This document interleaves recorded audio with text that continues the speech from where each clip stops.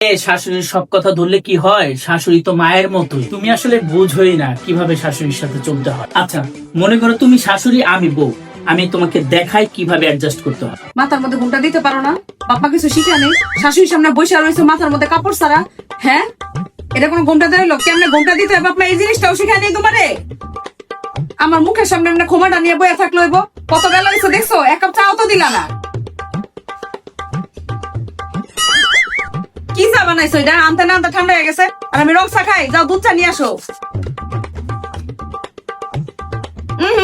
চিনি দিয়েছো, বড় লাইছো। তুমি জানো না আমি তো চিনি খাই না। খালাই দাও এই চা। কইলা কি লেগা? আমার কাপড় দিতে বাস করে আলমারির মধ্যে রাখতে কইছিলাম, রাখছো? এখনই যেতেছি।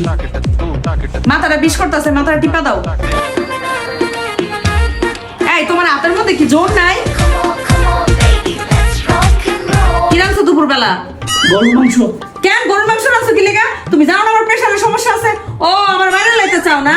চাও তো আমি গরুর মাংস খাই মইরা যাই। আমি মরে গেলে তো ভালো। এই সংসার, পুরো সংসারের রাজত্ব তো তুমি করবা, তোমার শান্তি।